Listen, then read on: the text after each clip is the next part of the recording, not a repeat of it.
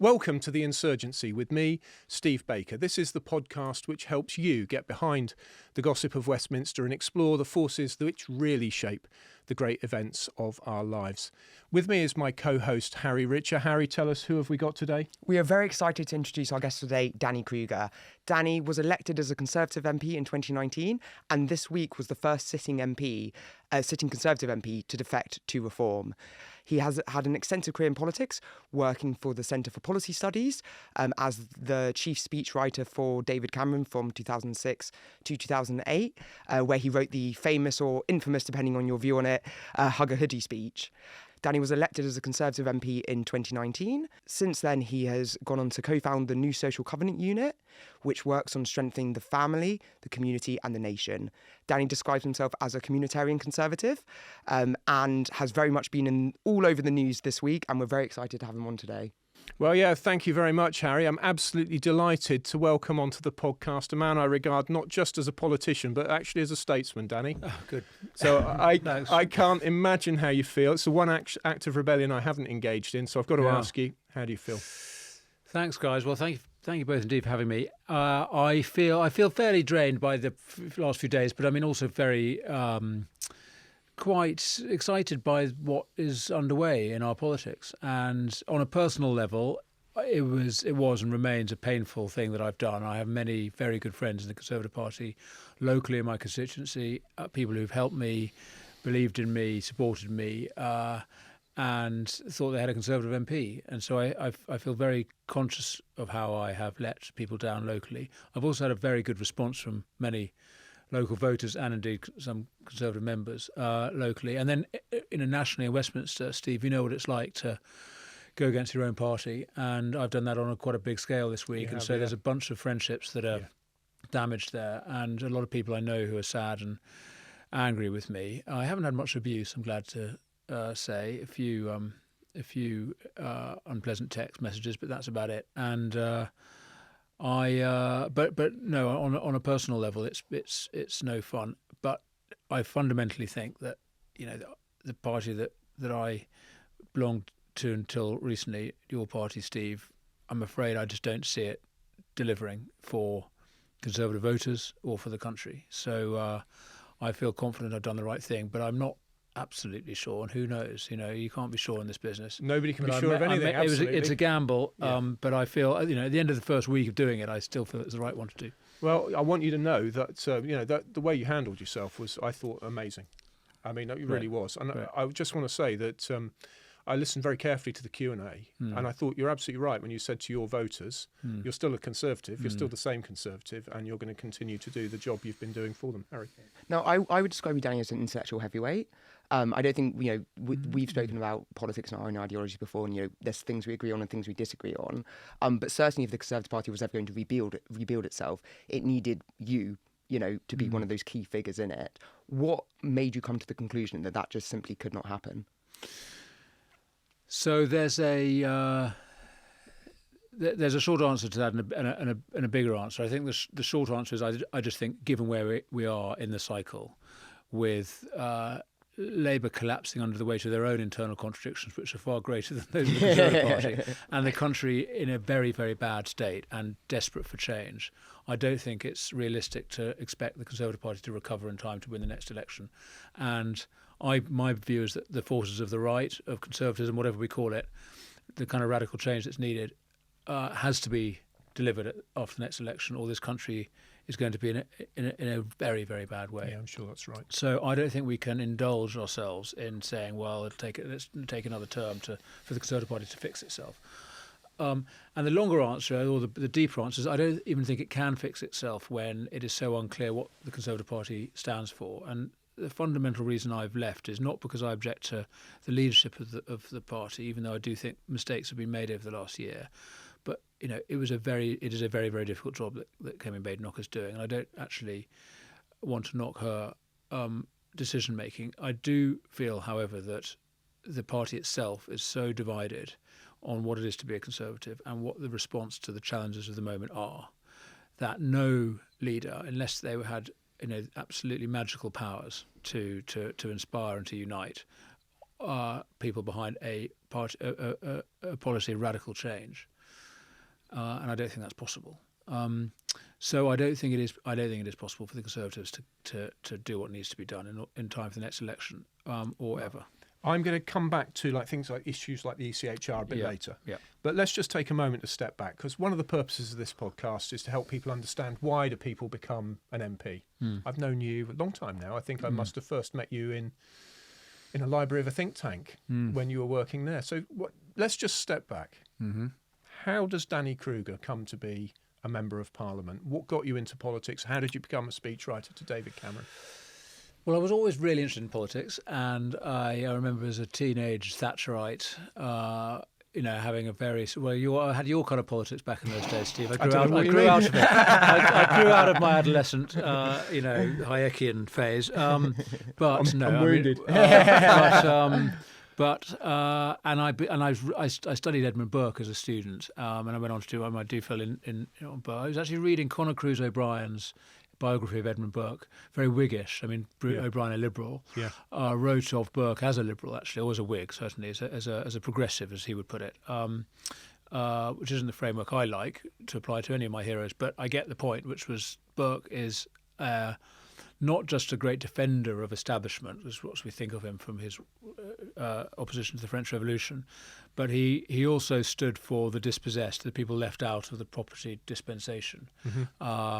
And he was extremely conscious of the people who were left behind by established power.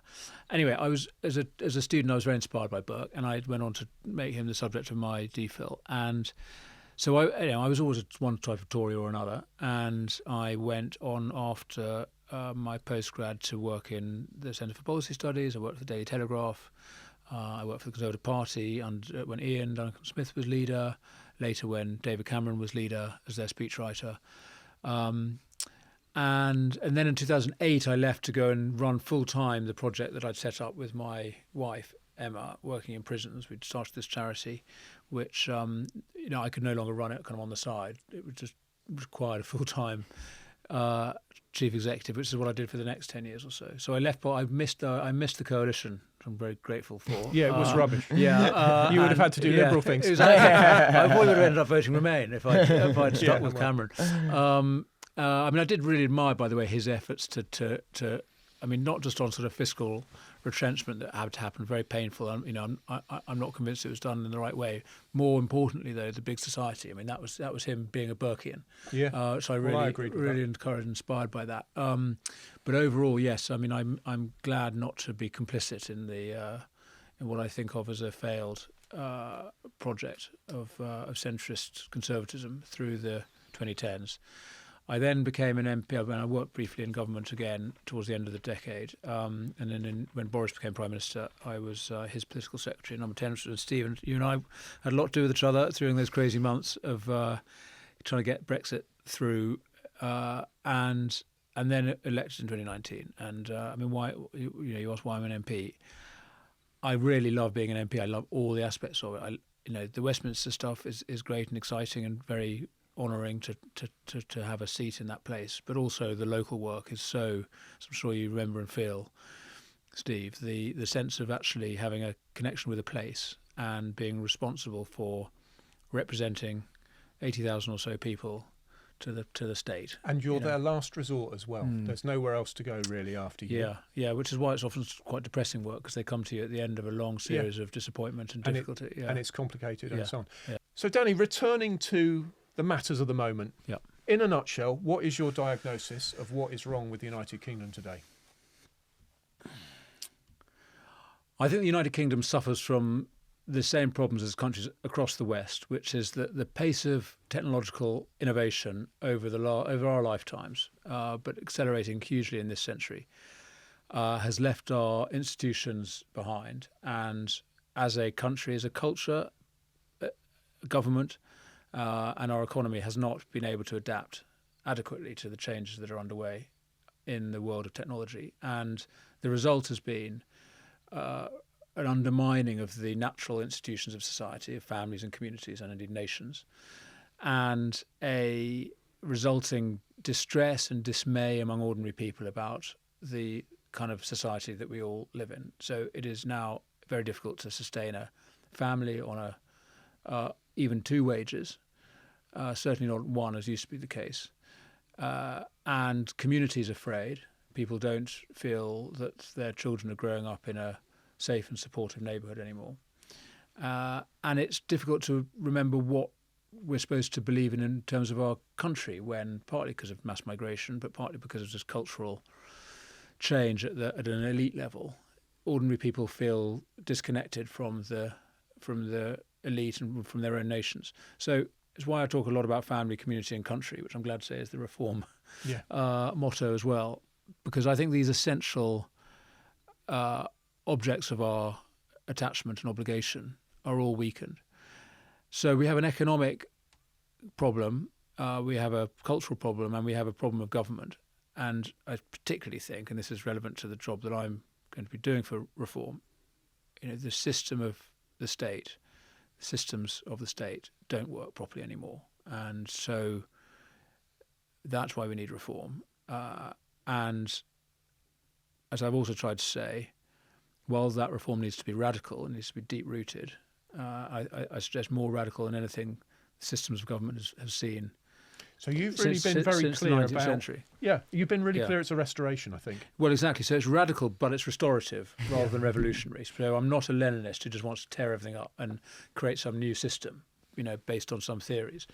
We actually just need to restore the proper basis of government, which is democratic, parliamentary, the rule of law, and one in which the establishment respects the attitudes and the values of ordinary people. Those basic and obvious principles that used to be commonplace have been lost. And the great thing is that I also think these are the systems best suited to modernity. That's a paradox. These old-fashioned ideas about accountability, limited government, the proper relationship between citizen, state and society, these old ideas can create, I think, are particularly appropriate to the age of technology. And I think we can. I don't want to be a utopian, but I am very optimistic about the sort of society we can create if we restore the proper basis of government. Right, reform. How are you going to come to power? What are you going to do? So let's talk about the great realignment. What is happening with voters? You've moved across to reform from the Conservative Party. Yeah. Steve Davies at the IEA is about to publish a book called The Great Realignment, which is how the main axis of politics is no longer economic organisation, it's identity. Yeah. Either globalist, cosmopolitan globalists on the one hand, or communitarian nationalists on the other. Is that what you see going on? Yes. I mean, I was elected in 2019 as part of what I think of as a great realignment. The Conservative Party momentarily sort of owned that or represented it in the form of Boris. And what happened then was people in my, mostly fairly affluent area of Wiltshire, and people up in Redcar voted for the same agenda for the same reasons, patriotic, let's get our country back. And that's where there is a majority. There's a winning majority there that generally unites the country. Yeah, and yes, Labour, and I think that is the axis.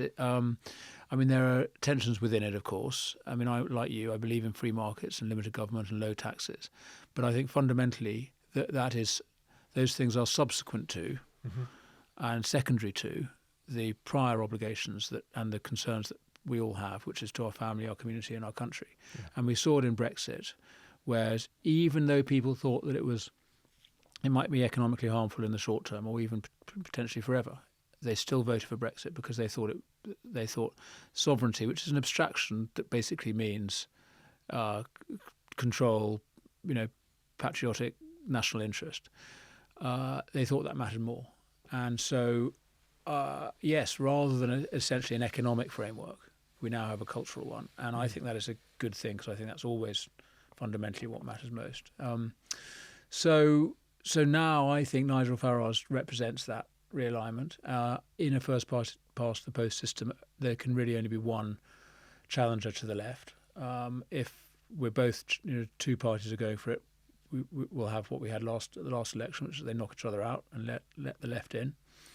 So harsh as it is, painful as it is, I think the duty on Conservatives and on those who believe in this new realignment is to get behind the party that is best able to deliver it. Okay, well, this is a very clear view. How do you think the next few years will work out then as this realignment proceeds? What do you think reform will do? How do you think the vote for reform will develop? So I think what we're at the stage of now is moving beyond the purely insurgent phase. We're going to need to maintain that. I mean, as I said, this is a radical party with a radical plan for government. It's not going to become the sort of nice, cosy Conservative party that just says, we're good chaps and we'll manage the state well, more efficiently than the other lot. There's a programme for change on quite a serious Look at that scale. smile as you coming revolution. But also, we're moving beyond the protest phase, and I think Nigel has said that really clearly in recent months, and I hope my appointment is part of that. Which is we've been ahead in the polls, 100 polls in a row, I believe. A significant lead on the other parties at the moment. Might or might not change, but I think it's incumbent on us. It's the responsible thing to do, to take that seriously and think, well, we are definitely in with a shot at winning the next election. If that happens, we need to be ready. And the great tragedy and the disgrace, frankly, of Starmer is he wasn't ready for government. No, he was not. It's going to be you and Zaya Youssef heading up the preparation for government unit. Yeah. What kind of team are you putting together? Speak us through how that process is going to work. So as I say, we're moving into the sort of preparation for government unit that I will be leading. I mean, Zia and the others have already done a lot of work thinking about how they're going to implement some of the policy plans they've got. I mean, the plan for what's called restoring justice, which is getting a grip on illegal migration and mass deportation of illegal immigrants. That is a lot of work. There's a lot of work behind that. It's not just this is our policy. It's this is how we're going to do it. So what we are going to be doing is, as Zia leads policy development, I'm going to be supporting him by ensuring that we have plans for implementation of the policy programme, so legislation and crucially appointments, who's going to do what part of this job in government. And the other part of it is machinery of government. So, is Whitehall set up for the task that we're going to give it? And I think the answer is no, it's not. It's set up for the task of maintaining the status quo. And the great problem and the reason there is a insurrection or insurgency going on in our politics at the moment is that people feel that we changed party, governing party, but nothing actually else changes. The government's still the government. It's the permanent civil service is governing the country. So we can't have that. And there's got to be change at an institutional level.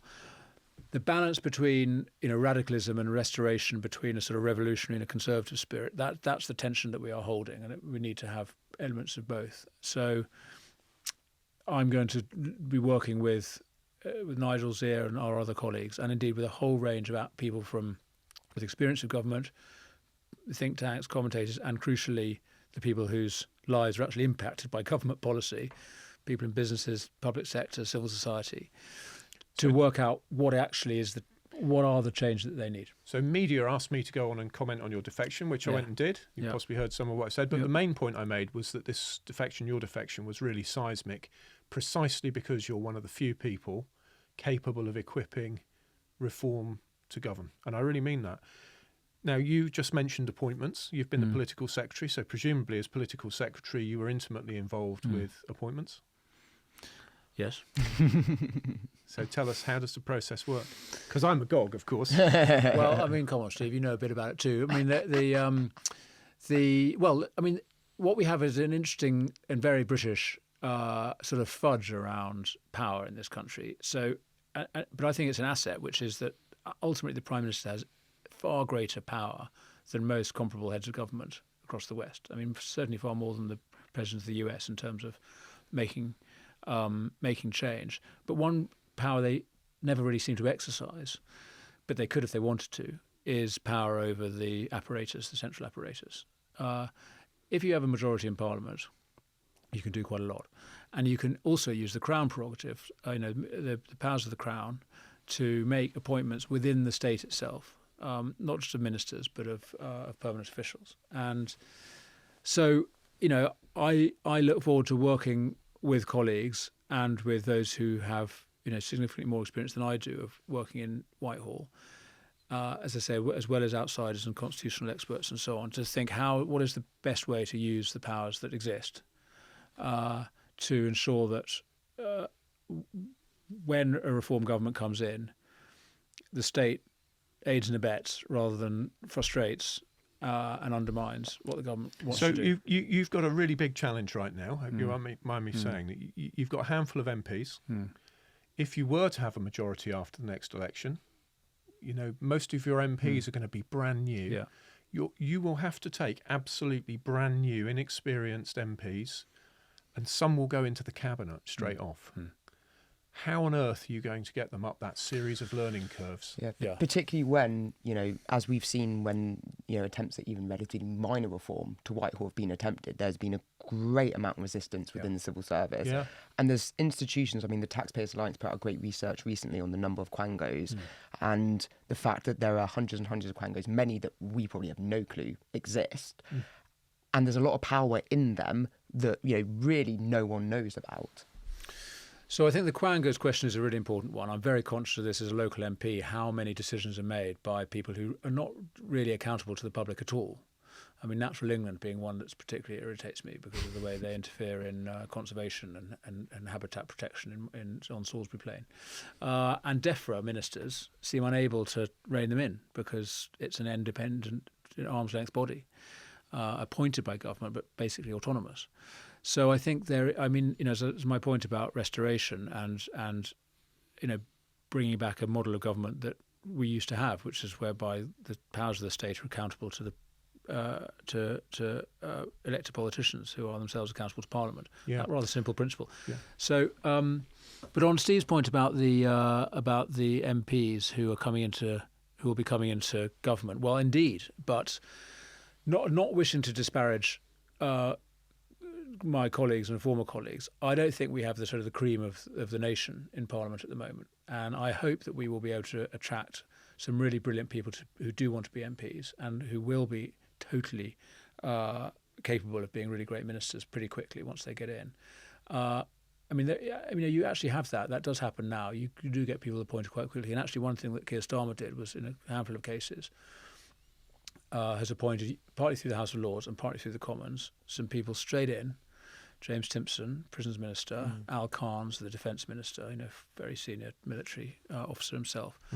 So it's neither unprecedented nor a bad idea, I think, to assume that people can go straight into government. But they will need support and, as it were, training in the ways of Parliament and so on before they get there. So that is part of what we're thinking about how we can do that. Now, you're friends with a man for whom I have a great deal of respect for his capability and his insight, Dominic Cummings.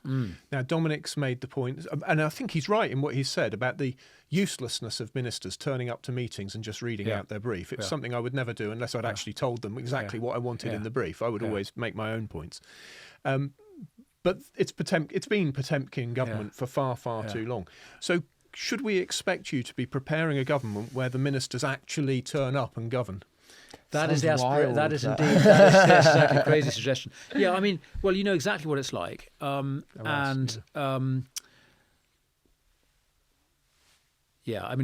not wanting to disparage other colleagues who've been ministers, but they are so overwhelmed with the work, and the civil service play tricks in terms of loading up their red boxes and bouncing them into meetings at short notice with a script. At the moment, ministers basically their function is to go out and basically represent the department on the media and in Parliament, and then at cross-departmental meetings, which are essentially sort of public events anyway.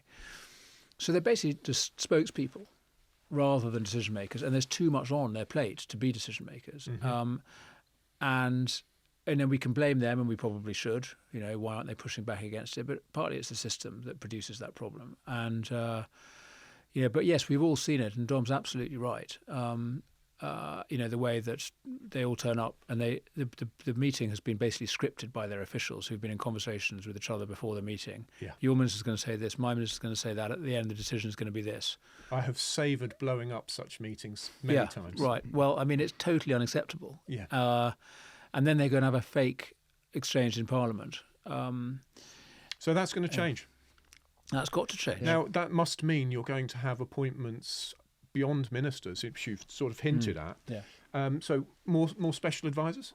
So, listen, this is, week one, and I'm not going to make commitments about what it'll all look like. But from conversations I've had with Nigel and Zia, and frankly, common sense tells us that we need to move beyond the system whereby a new government comes in, they have a couple of 20-something spads, because that's all that can be afforded, and that's all that's allowed. And and the permanent secretary says goodbye to the outgoing minister and welcomes the new minister and basically gives them the file. Just take the file from one minister to another. Right, these are your orders. So how we change that is a big question, but it's got to change. And I think a really obvious way of changing it is to ensure that, as happens in other serious countries, ministers, the Prime Minister, has a significant degree of patronage and power of appointment over the apparatus. So, we don't have a presidential system with a transition. I almost, not that I want that because I believe in the parliamentary system, but you do slightly wish you had the 3 months that a new president has to make a whole bunch of appointments. Right. You're a busy man. You're going to have to go on to other things. We've only got a few minutes left. There's something I've just got to raise with you, because we've had many discussions on many occasions from my libertarian point of view, your much more communitarian conservative point of view, where we felt that we disagreed. And yet we've had a couple of exercises, haven't we, where we've converged on policy positions which we can both support. So just talk me through that uneasy tension between classical liberal to libertarians like me and conservatives. What does that actually mean within reform? What does it mean within Parliament? I think it's a tension within the conservative tradition, so naturally it's present in reform too, and I think it's a very healthy tension. I mean, to make it most simple, it's the tension within each of us between the desire to be free and the desire to belong, to be an individual but also to be part of something.